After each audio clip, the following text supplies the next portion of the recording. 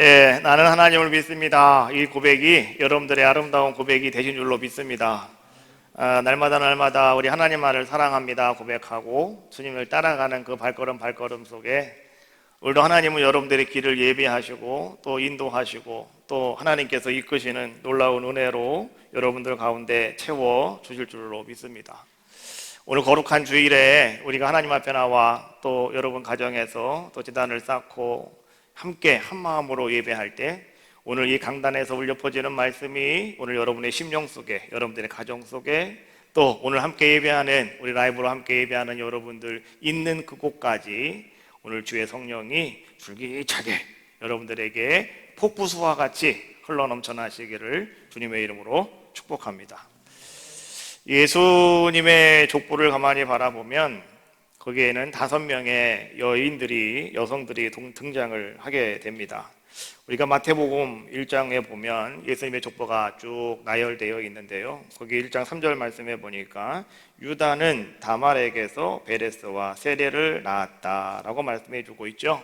첫 번째로 다말이라고 하는 여인이 나옵니다. 두 번째 1장 5절 말씀에 보니까 살몬은 라합에게서 보아스를 낳았다라고 말하죠. 라합이라고 하는 여인이 또 나오고 있습니다. 그리고 그 뒤에 말씀해 보니까 보아스는 노색에서 오늘 보벳을 낳았다라고 말씀해 주고 있죠. 이 룻이라고 하는 또 여인도 이제 우리에게 룻이라고 하는 여인도 우리에게 등장을 하는 걸 보여주고 있고요. 자, 그다음에 그 다음 말씀에 보니까 마태복음 1장 6절 말씀에 보니까 이새는 다윗을 낳으리니 다윗은 우리아의 아내에게서 솔로몬을 낳고라고 말씀해 주고 있어요. 자, 네 번째 우리아의 아내에 대해서 이렇게 우리에게 쫙 이야기를 해 주고 있습니다. 그리고 마지막 5번째, 여러분 잘 알고 있는 여인이죠. 예수님의 어머니 마리아. 이렇게 예수님의 족보에는 5명의 여인이 등장을 합니다. 자, 그런데 오늘 우리가 이 말씀을 가만히 바라보면서요, 이 말씀, 이 나오는 여인들 가운데 구체적으로 다 그들의 이름이 다 기록이 되어졌는데 다른 여성들과는 좀 다르게 한 사람의 이름이 좀 감춰져 있는 그러한 모습을 우리에게 보여주고 있죠. 누구냐고 하면 오늘 우리가 5절에서 보았던 우리아의 아내 밧세바였습니다. 여러분, 오늘 이 구약 성경에 보니까 오늘 이 밧세바는 누구였느냐? 밧세바는 다윗의 아내였고 그 다음에 우리가 알고 있는 대로 솔로몬 왕의 어머니였다. 원래 그녀는요, 사무엘하 11장 말씀에 보니까 원래 그녀는 누구의 아내였느냐? 다윗의 신하였던 우리아의 아내였습니다. 예수님의 족보에는 왜 오늘 이 우리아의 아내였던 이 여인을 그냥 밧세바라고 기록하지 않고 아니면 다윗의 아내라고 기록하지 않고 우리아의 아내라고 그렇게 기록을 하고 있을까라고 하는 거죠. 사무엘하 11장 말씀에 보니까 이제 이스라엘에 또 전쟁이 일어나게 됩니다. 그때 다윗이 전쟁을 치르려고 나가려고 준비하는데 그때에 다윗의 신하들이 다윗에게 와서 이렇게 말하죠. 왕이시여, 이번에는요 우리만 나가도 이 전쟁 능히 이길 수가 있으니까요 왕은 그냥 궁궐에서 편하게 계십시오. 우리가 갔다 오겠습니다. 그래서 오늘 다윗은 어떻게 합니까? 오늘 그 신하들의 간곡한 간청에 따라서 다윗은 왕궁에 남게 되고 그날 다윗이 이제 밥상을 거닐다가 다윗은 한 여인을 바라보게 되는데 그 여인이 누구냐? 밧세바라고 하는 여인이었습니다. 오늘 이 여인이 말이죠, 이제 목욕을 하고 있는 모습을 다윗이 보게 되었고 다윗은 그 여인을 불러들였고 그리고 그 여인을 범하게 되죠. 그로 인하여서 이제 밧세바는 아이를 갖게 되었고 그 사실을 다윗은 숨기려고 어떻게 합니까? 감추려고 밧세바의 본래 남편이었던 우리아를, 자기에게 충실하게 충성을 다하고 있던 신하였던 그 우리아를 죽게 만들어 버리고 말죠. 다윗이 칼을 들어서 우리아를 죽인 건 아니더라도 성경은 무엇을 이야기해 주고 있냐고 하면 그 우리아를 누가 죽였다라고 말해 주고 있냐고 하면 바로 이 다윗 왕이 오늘 우리아를 죽였다라고 이야기합니다. 왜 그렇게 말씀하고 계신지를 아셔야 돼요. 죄라고 하는 것은 바로 그런 것이다 라고 하는 것을 이야기해 주고 있는 거예요. 죄가 있는 곳에는 그런 일들이 일어난다 라고 하는 것을 이야기해 주고 있는 겁니다. 여러분들이 살아가시면서 죄가 있는 곳에 여러분들이 가서 서 있는 것만으로도 여러분들은 조사를 받을 수가 있습니다. 여러분들은요, 어떤 사람이 죽었다라고 한다면 여러분들은 그 자리에 가서 내가 서 있다만 했다 하더라도 여러분들은 살인자로서 여러분들이 조사를 받을 수도 있다는 거죠. 그래서 여러분, 우리는 어떤 사람들의 모습이 되어야 되느냐? 죄가 있는 곳에는 발걸음도 하지 말아라. 그렇지 않습니까? 우리는 그런 자들의 모습이 되셔야 된다. 더 중요한 것은 무엇이냐고 하면, 자, 오늘 이스라엘 백성들에게 있어서, 이스라엘 사람들에게 있어서 말이죠, 다윗은 어떤 존재였냐고 하면 민족적인 영웅이었다. 그 누구도 말이죠, 다윗에 대해서 잘못 나쁜 말을 하는 것을 어떤 사람도 받아들이려고 하지 않습니다. 다윗은 그만큼 아주 훌륭한 사람이었고, 다윗은 정말로 이스라엘 백성들이 말하는 별과 같은 존재가 누구였느냐? 바로 그 사람이 다윗이었다. 그래서 아마 마태복음 1장에서 예수님의 족보를 쭉 서술하는 가운데 오늘 이제 이 다윗의 아내 밧세바라고 하는 사람의 이름이 나왔을 때 아마도 마태는 민족의 영웅이었던 다윗의 수치를 떠오르게 하는 그 이름, 밧세바라고 하는 그 이름을 밝히기가 뭔가 좀 곤란했든지 아마도 마태는 그 밧세바를 우리아의 아내라고 이야기한 것이 아닌가, 우리는 그렇게 생각해 볼 수가 있습니다. 이스라엘 백성들이 그렇게 자랑스럽게 생각하고 그렇게 자부심을 가지고 여기는 다윗, 성경에 보니까 하나님께서도 말이죠, 그런 다윗을 하나님도 이렇게 말했다라고 이야기해 주고 있죠. 그것이 사도행전 13장 22절 말씀해 보니까 뭐라고 말씀해 주고 있습니까? 하나님이 다윗을 왕으로 세우시고 말씀하시되 내가 이새의 아들 다윗을 만나니 내 마음에 맞는 사람이다. 이거 하나님이 하시는 말씀이에요. 하나님 자신도요, 오늘 다윗에 대해서 뭐라고 평가해주고 계시냐고 하면 내 마음에 맞는 사람이었다, 나에게 합당한 자의 모습이었다라고 하나님은 다윗을 그렇게 평가해주고 계시는 겁니다. 다윗은 소년 시절에 믿음으로 전쟁터에 나갔죠. 막대기 하나를 들고 물맷돌 하나를 가지고 거인 골리앗과 싸워 승리하는 자의 모습이었고, 청년 때에 이제 다윗은 어떤 모습을 우리에게 보여주고 있습니까? 사울왕이 다윗을 죽이기 위해서 끝까지 쫓아가지만은, 그러나 다윗은요, 그 사울왕의 쫓김 속에서도 끝까지 하나님을 의지하고 하나님을 절대로 잃어버리지 않았던 사람, 그 사람이 누구였느냐? 다윗이었다는 것이죠.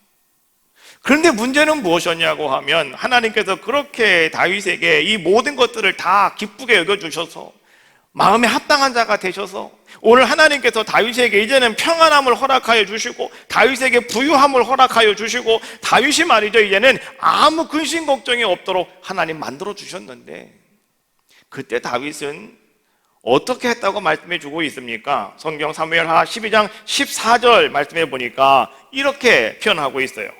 이 일로 말미암아 여호와의 원수가 크게 비방할 거리를 얻게 하였으니 당신이 낳은 아이가 반드시 죽으리이다 하고, 이 일로 말미암아, 이 일이 어떤 일이에요? 다윗이 우리아의 아내를 범한 일을 얘기해 주고 있는 거예요. 그것으로 말미암아 어떤 일이 생겼다고요? 원수가 크게 비방할 거리를 얻게 되었다. 사람들이 다윗을 비방할 거리를 만들어 주고 말았다라고 이야기해 주고 있는 거죠. 오늘 우리는 요한일서 3장에 있는 말씀을 함께 나누는데요, 9절 말씀에 이렇게 말씀해 주고 있죠. 하나님께로부터 난 자마다 죄를 짓지 아니하나니 이는 하나님의 씨가 그 속에 거하며 그도 범죄하지 못하는 것은 하나님께로부터 났음이라. 하나님께로부터 난 자마다 죄를 짓지 아니하나니. 여러분, 이 말씀 들을 때 여러분들은 어떻게 이 말씀을 받아들이십니까? 하나님께로부터 난 자마다 죄를 짓지 아니한대요. 왜 그러느냐? 그 이유를 성경은 이렇게 말합니다. 첫 번째, 하나님의 씨가 그 속에 거하고 있다.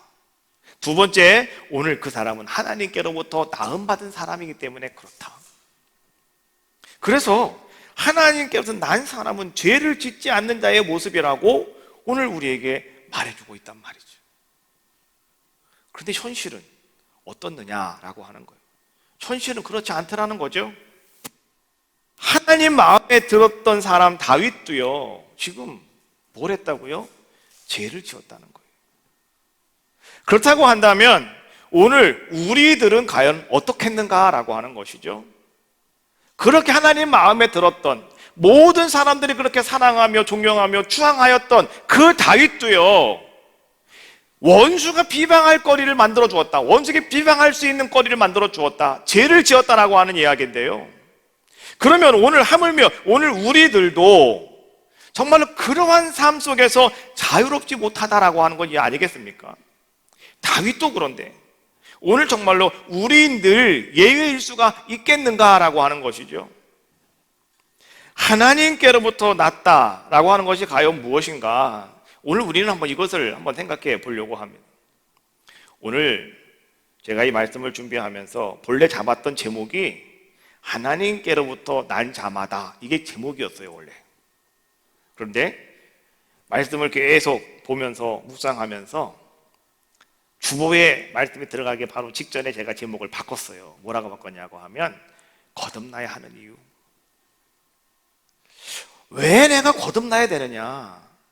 그 이유를 돌이켜서 얘기하면 오늘 우리가 하나님께로부터 났다고 하는 것이 무엇인가를 분명히 우리가 인지할 수 있지 않겠는가. 그래서 오늘 우리는 거듭나야 하는 이유, 당신 거듭나야 돼요, 당신 거듭나야 돼요가 아니라 내가 거듭나야 하는 이유가 과연 무엇이냐, 오늘 이것을 한번 우리는 같이 묵상해 보려고 하는 겁니다. 요한복음 3장 말씀해 보니까 어느 날 밤에 유대인의 지도자였던 바리새인이었던 니고데모가 예수님을 찾아왔을 때 예수님은 그 사람에게 이렇게 말했습니다. 요한복음 3장 3절, 사람이 거듭나지 아니하면 하나님의 나라를 볼 수 없느니라. 여러분, 거듭나지 아니하면, 이것이 여러분 메시지 성경이라고 하는 것이 있는데요, 그 메시지 성경에 보니까 이 부분을 이렇게 번역을 해 놓습니다. 누구든지 위로부터 나지 않으면, 거듭나지 아니하면 이라고 하는 말을 메시지 성경에를 보니까 위로부터 나지 아니하면 이렇게 말씀해 주고 있어요. 자, 그렇다고 한다면 오늘 우리가 거듭난다 라고 하는 말은 다른 말로 말하면 위로부터 난다 라고 하는 말이고, 그 말을 다른 말로 이야기하면 하나님께로부터 나는 것, 하나님께로부터 난다 라고 하는 것으로 오늘 우리는 그 말을 풀어볼 수도 있고 이해할 수 있다라고 하는 거죠. 그런데 오늘 이 니고데모가 말이죠, 이 거듭난다 라고 하는 말의 의미를 니고데모가 이해할 수가 없었습니다. 그래서 이 니고데모가 도대체 거듭난다고 하는 것이 뭡니까?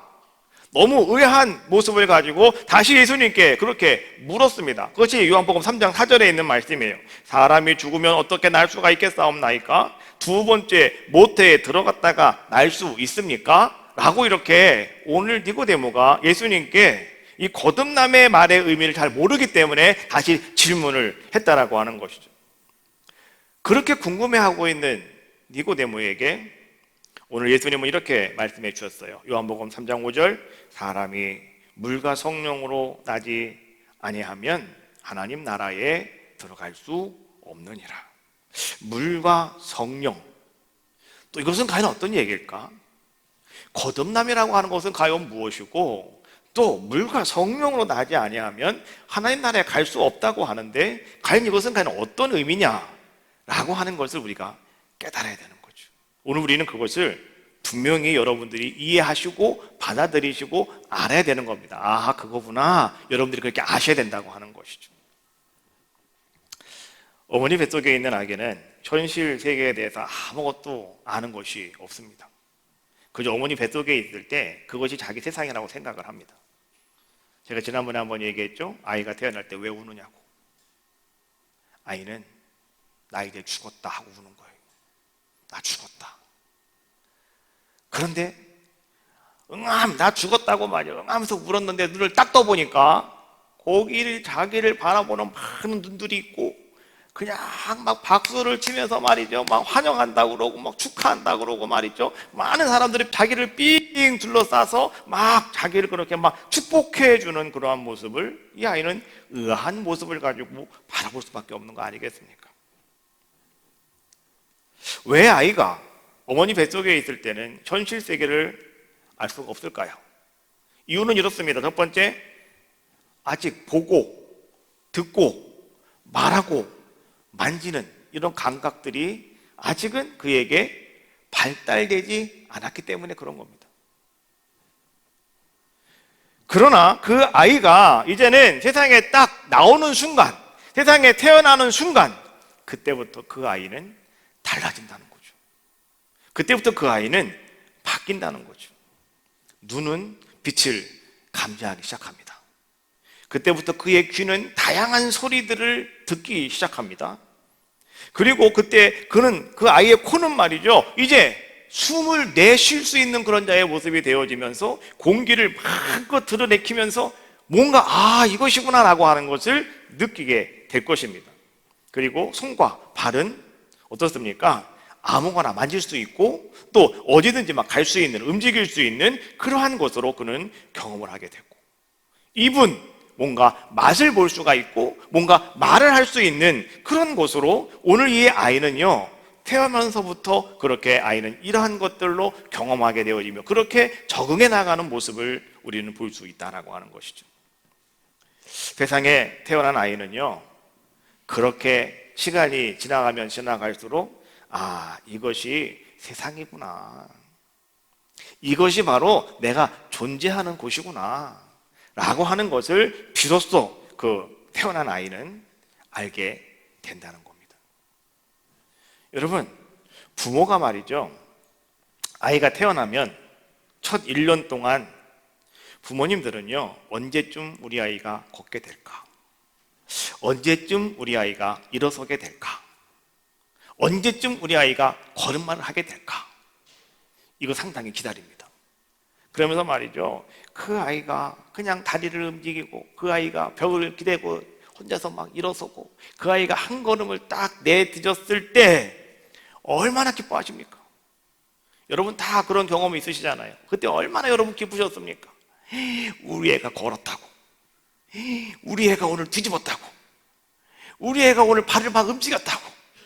여러분 얼마나 여러분 그렇게 기뻐하고, 여러분 얼마나 그것을 여러분들은 기다리고 또 걸음마를 여러분들은 가리키려고 무단이나 애쓰고 노력하고 계시냐라고 하는 것이죠. 그러나 그 아이가 1년이 지나서 이제는 정상적으로 그 아이가 걷게 되어지면, 그 아이가 정상적으로 자라나서 그 아이가 이제는 걸음마를 하게 되고 아이가 걷게 되어지면, 그 다음 10년 동안 그 아이를 바라보는 부모는요, 그 아이에게 이렇게 소리친다잖아요. 제발 좀 가만히 있어라. 제발 좀 가만히 있어라. 우리 시온이가 걷기 시작하니까요, 막 가요. 여기저기 막 가요.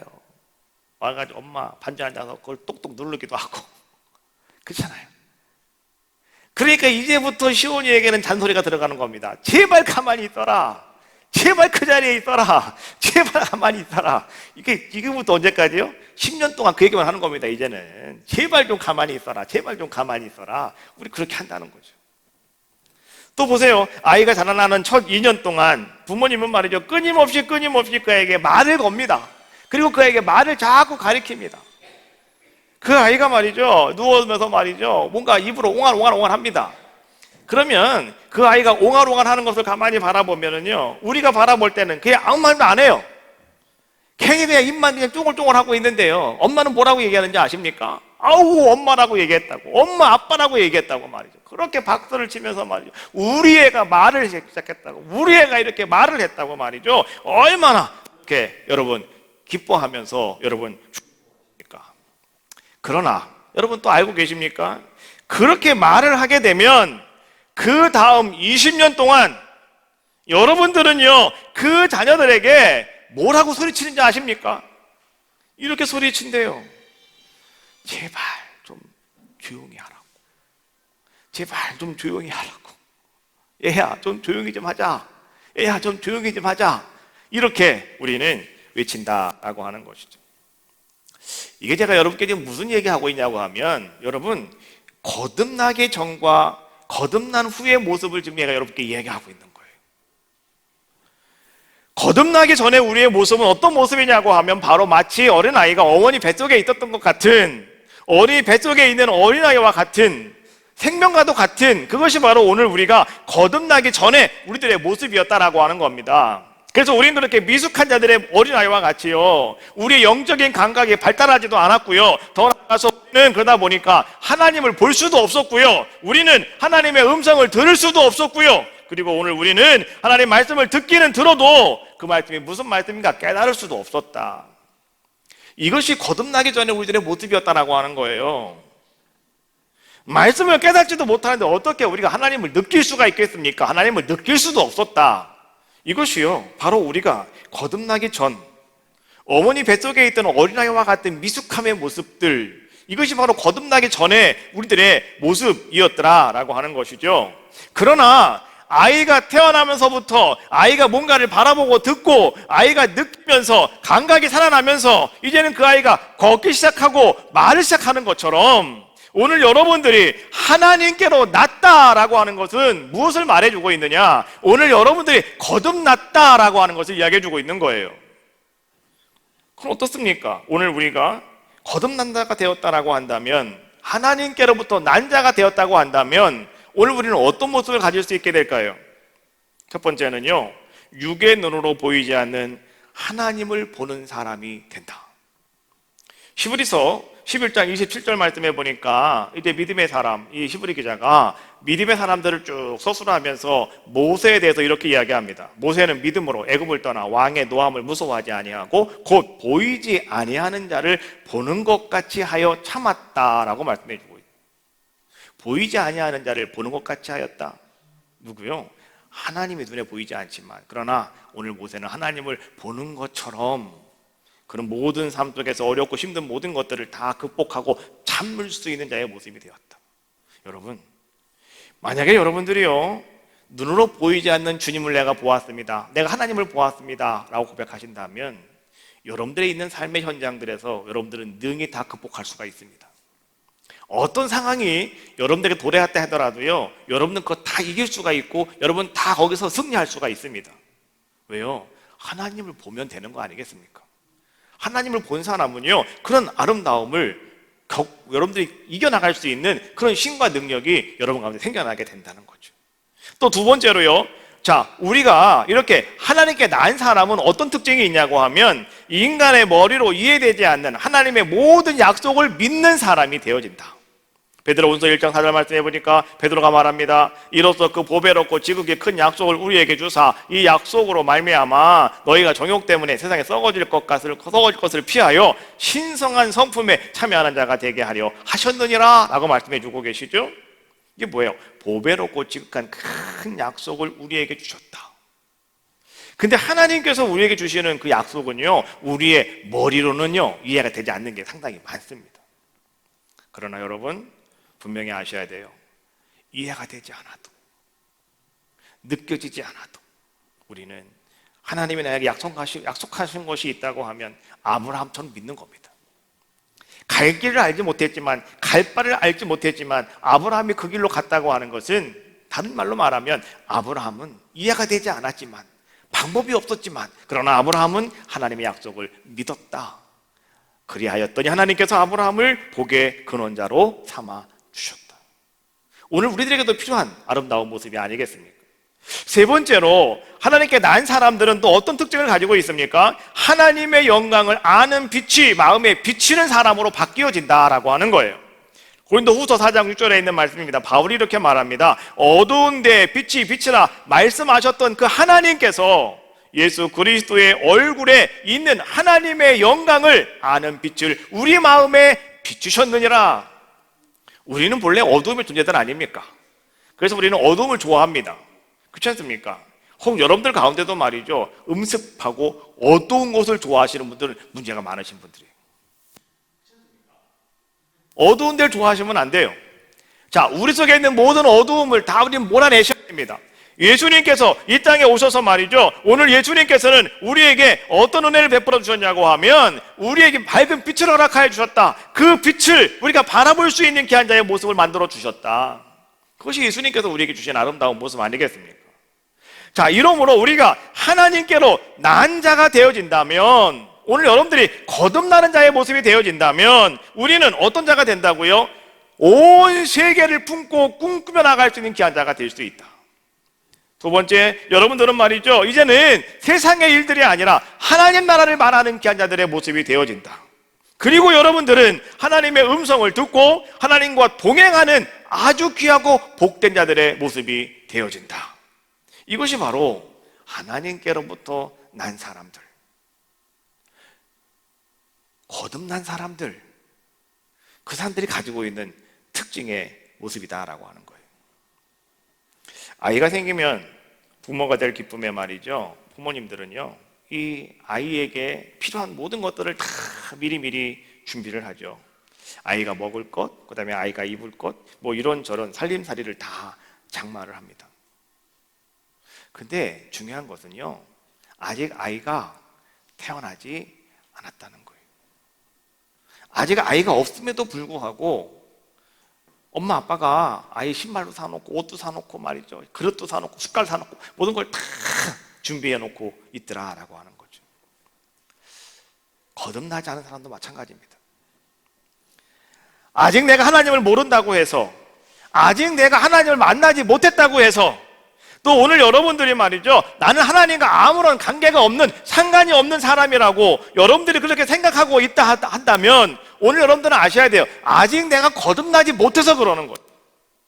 나는 분명히 하나님께로부터 난 자들임에도 불구하고 오늘 우리가 그것을 아직 깨닫지 못하였다. 그러면 오늘 우리는 어머니 뱃속에 있는 자처럼 아직도 미숙한 자들의 모습이다라고 하는 것이죠.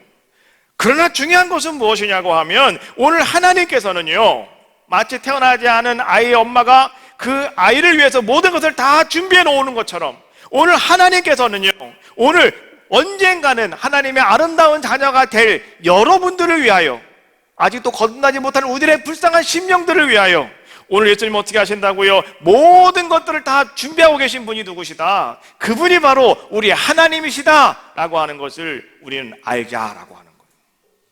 우리는 그 하나님을 아셔야 되는 거예요. 바로 하나님은요, 우리의 엄마와도 같은 분이시다, 아버지와도 같은 분이시다. 그분이 바로 우리 하나님이시다. 그러므로 오늘 여러분, 아직도 나는 하나님 만남의 경험이 없고 하나님의 음성을 듣지도 못하고 나는 아직도 아닌가 보다 고민하시면서 여러분 가만히 계시지 마시라는 거예요. 하나님은 여러분들을 위해서 지금도 준비하고 계셔요. 그래서 오늘 우리가 거듭나야 하는 이유가 무엇이냐? 거듭나야 우리는 하나님이 원하시는 복된 삶을 여러분들이 영위할 수 있다라고 하는 거예요. 우리는 지옥이라고 하는 이야기를 들으면 상당히 다들 안 좋아합니다. 근데 여러분 생각해 보셨습니까? 지옥을 가기 위해서는 우리가 얼마만큼의 죄가 필요할까? 생각해 보셨습니까? 지옥 가려면 여러분 어느 정도의 죄가 필요할까요? 아마도 이 정도의 죄는 져야 지옥에 가지 않겠어? 뭐 이렇게 여러분 생각할 수도 있지 않겠습니까? 그런데 여러분 분명한 것은 뭐냐고 하면, 지옥은요, 하나의 죄만 있어도 지옥에 간다. 왜 그런지 아십니까? 이유가 뭔지 아십니까? 성경에 보니까요, 아담과 하와가 에덴 동산에서 쫓겨나갔던 이유, 그러면 아담과 하와는 에덴 동산에서 몇 번의 죄를 졌습니까? 하나님 앞에서 몇 번의 죄를 졌고 오늘 그들은 거기 쫓겨난 자들의 모습이 되었냐라고 하는 거죠. 여러분 몇 번 죄를 졌습니까? 아담과 하와가 단 한 번이에요. 불순종 단 한 번의 죄밖에 지은 것이 없어요. 그럼에도 불구하고 오늘 그들은 어떻게 했다고요? 에덴 동산에서 쫓겨날 수밖에 없는 자들의 모습이었다. 자, 여러분 우리는 아셔야 돼요. 한 번의 죄로도 우리는 지옥 간다. 이거 여러분 아셔야 돼요. 마틴 루터, 종교개혁을 이룬 사람 아닙니까? 이 사람은 수도사였습니다. 그러니요, 이 죄 지을 기회가 없는 곳에서, 죄를 지을 기회가 아무것도 없는 곳에서 그는 말씀 보면서 기도하면서 그렇게 살아가던 사람이 누구였느냐? 수도사였던 마틴 루터였다고요. 그런데 어느 그날 기도하다가 말씀을 듣다가 갑자기 온몸을 막 떨기 시작합니다. 두려움이 막 그 삶 속에 막 밀려오기 시작합니다. 왜냐고 하면 이유가 한 가지였는데, 하나의 죄만 있어도 지옥에 간다라고 하는 사실을 이 마틴 루터가 깨닫게 되었다는 거죠. 하나님께서 그 마음을 어루만지셔서 만져주셔가지고요, 오늘 이 루터는 그것을 깨닫게 되었단 말이에요. 그러다가 보니까 그것이 얼마나 강하게 이 루터의 마음을 짓누르고 있는지 말이죠, 그냥 이 마틴 루터가 막 미쳐 죽을 지경이었다라고 하는 거예요. 우린 이해가 안 되지만, 그럼 마틴 루터는 그것 때문에 참 너무나 많은 고통을 당하고 있었습니다. 성경 말씀을 읽으면서 그는 하나님의 거룩하심이 어떤 것인가를 그는 깨닫는 자의 모습이 되었고, 그러면서 그는 단 하나의 죄만 있대도 오늘 우리는 그 하나님 앞에 갈 수가 없구나, 가까이 나갈 수가 없구나 라고 하는 사실을 이 마틴 루터는 깨닫게 되었다라고 하는 거예요. 마틴 루터는 말이죠, 내가 지금 죄가 아무것도 없는 곳, 죄를 지을 거리가 아무것도 없는 곳, 그곳에 와서 지금 그런 수도 생활을 하고 있는 사람의 모습이었습니다. 그럼에도 불구하고 오늘 마틴 루터는 뭐라고 말하고 있냐고 하면, 내가 정말 죄가 없다고 나는 말할 수가 없다. 그래서 그 마음을 자기는 추스를 수가 없었습니다. 내가 이제는 지옥에 떨어진다라고 하는 것이 눈앞에 보이기 시작하는 겁니다. 나는 그렇게 애쓰고 나는 그렇게 노력을 했음에도 불구하고 내가 지옥에 떨어지는 것이 당연한 것이구나 라고 하는 것을 알게 되었을 때, 오늘 그 두려움과 그 압박감이요, 오늘 이 마틴 루터의 마음을 확 짓눌렀다라고 하는 것이죠. 여러분께 한번 물어볼게요. 만약에 여러분들 같으면 내가 이제 죽어서 나는 지옥 간다, 나는 지옥 갈 수밖에 없다 라고 그렇게 여러분들이 알았다면, 그렇게 여러분 깨달았다면, 오늘 여러분들은 과연 어떤 기분이시겠습니까? 나 죽으면 지옥 간다는데 별거 아닙니까? 그거 아무것도 아닙니까? 아니잖아요. 나 죽으면 지옥 간다는데, 나 지옥 갈 수밖에 없다는데, 그럼 여러분 밥맛이 있겠습니까? 잠이 오겠습니까? 그렇잖아요. 아이, 난 몰라, 살다가 죽으면 그만이지 뭐 라고 말할 수도 있겠어요. 그러나 정말 그분이 지옥이라고 하는 것이 어떤 것인가를 알게 된다면 아마 그분은 그럴 거예요. 차라리 내가 사는 게 낫다, 차라리 내가 살겠다, 어떤 상황 속에서 내가 살겠다 라고 말하지 않겠습니까? 여러분, 지옥은 그런 곳입니다.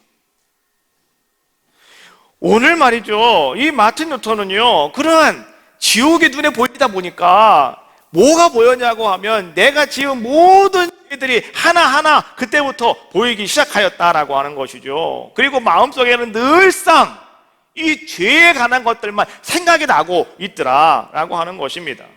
그래서 루터는 그것을 어떻게 할 수가 없어서 그때마다 사제를 찾아갑니다. 그리고 가서 고해성사를 합니다. 내가 이런 죄를 졌다고요, 내가 이런 죄를 졌다고요. 그 사제가요, 마틴 루터가 와서 그렇게 매일매일마다 고해성사를 하는데 사제가 너무너무 힘이 들더라는 겁니다. 그래서 사제가 하루는 이 루터에게 이렇게 얘기했대요. 형제님, 죄를 좀 모아가지고 오세요. 죄를요, 회개할 만큼 모아지거들랑 그때 그 큰 죄를 가지고 좀 오세요. 매일매일 와서 그렇게 하지 마시고 좀 모아서 오세요 라고 말할 정도로 오늘 이 사제가 참 힘들어했다라고 하는 일도 기록이 되어 있습니다. 자, 근데요, 이 사제는요, 지금 루터가 겪고 있는 지옥이 눈앞에 활짝 열려서 지금 루터가 바라보고 있는 그 지옥이 어떤 것인가 라고 하는 것, 그것 때문에 고민하고 있는 오늘 이 루터의 마음을 이 사제는 이해할 수가 없었다는 것이죠. 그래서 루터는요, 이제는 어떻게 하겠어요? 모아서 갖고 오라는데, 매일매일 오지 말고 회개할 만큼 큰 죄가 되거든 갖고 오라는데, 그래서 루터가 하는 수 없이 성경 말씀을 붙잡고 성경 말씀을 읽고 묵상하다가 로마서 말씀을 읽게 됐다고 그러죠. 로마서 1장 17절에 나오는 말씀, 복음에는 하나님의 의가 나타나서 믿음으로 믿음에 이르게 하나니 기록된 바 오직 의인은 믿음으로 말미암아 살리라 함과 같으니라. 복음을 깨달았다는 거죠. 예수님의 복음을 루터가 깨달았다. 의인은 그의 믿음으로 살리라. 예수 그리스도의 십자가 위에서 예수님께서 우리에게 허락하신 그 아름다운 은혜, 은총, 이것을 믿고 예수님을 영접하고 예수님을 구원자십니다 고백하면 그 믿음이 오늘 우리를 구원하신다. 이것을 루터가 깨닫게 되었다는 거예요. 그래서 말이죠, 그때부터 루터는요 이제 어떤 자가 됩니까? 십자가와 복음, 나는 오직 예수 그리스도로 말미암아서 나는 저 지옥에서 나는 구원받았습니다, 이것을 고백하는 그런 귀한 자의 모습이 되었고요, 그 감격에 너무나 기뻐하며 즐거워하는 자의 모습이 되었다는 거죠. 그래서 루터는요 그 기쁨과 감격이 얼마나 컸든지 마틴 루터는요 그래서 종교개혁을 이루었다라고 이야기해주고 있는 겁니다. 오늘 여러분들은요 분명히 아십시오. 우리는 하나님께로부터 난 사람들입니다. 하나님께 난 자들이 누구냐? 바로 오늘 우리들이다. 오늘 우리는 거듭난 사람들이다. 이거 분명히 우리는 알자라고 하는 거예요. 아직도 내가 거듭나지 못했습니까? 그러면 거듭나야 해야 할 이유가 무엇이냐? 내가 거듭나야 할 이유가 무엇이냐? 그건 다른 것이 아니에요. 난 하나님께 난 사람이기 때문에 하나님과 함께 살아가는 자의 모습이 되셔야 된다는 거죠. 성숙한 믿음의 삶을 여러분들은 이루어 가셔야 된다. 그럼 우리가 어떻게 하면 되겠습니까? 누가복음 21장 36절 말씀해 보니까 이렇게 말씀해 주고 있어요. 인자 앞에 서도록 항상 기도하며 깨어 있어라. 우리에게 이렇게 말씀해 주고 계시죠. 인자가 누굽니까? 주님 앞에 설 수 있도록 여러분 항상 기도하십시오. 그리고 항상 깨어 있으십시오 라고 말씀해 주고 있어요. 그리고 하나님 앞에 서는 그날까지 여러분 항상 기도하며 깨어 있으되 하늘의 상급을 바라보며 달려가십시오 라고 바울은 얘기합니다. 빌립보 3장 14절에 있는 말씀이죠. 예수 안에서 하나님이 위에서 부르신 부름의 상을 위하여 달려가노라 고백한 것처럼 오늘 여러분들도 그런 자들이 되셔야 됩니다 라고 이야기해 주고 있는 거예요. 바울은 결론적으로 이렇게 우리에게 알려주고 있어요. 로마서 11장 20절, 높은 마음을 품지 말고 도리어 두려워하여라. 여러분, 거듭나야 할 이유는 다른 게 아니라요, 겸손해야 되기 때문에 그러는 거예요. 교만하시면 안 돼요. 높은 것만 좋아하시면 안 돼요. 높은 마음을 품지 말아라. 두려워하여라. 두 번째, 고린도전서 10장 12절 말씀해 보니까 선줄로 생각한 자는 넘어질까 조심하여라. 조심하라고요. 다윗이 섰다고 생각했을 때 그건 넘어갔어요. 오늘날 많은 믿음의 사람들이 말이죠, 선줄로 생각했을 때 넘어가는 사람들이 한두 명이 아닙니다.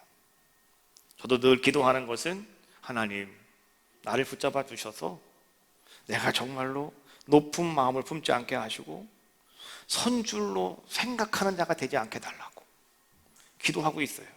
여러분들도요 그렇게 기도해야 될 줄로 믿습니다. 하나님 자녀로 부름받은 여러분, 하나님 앞에 나음받은 여러분, 거듭난 여러분, 이제 여러분의 가정과 일터에서 또 교회에서 항상 여러분께 하나님의 음성의 귀를 기울이시면서 여러분 기도를 쉬지 마시고 말씀 안에서 믿음으로 범사에 승리하시기를 주님의 이름으로 축복합니다. 우리 찬양합시다. 너 기도를 멈추지 마라. 찬양하시고요, 통성으로 기도하겠습니다.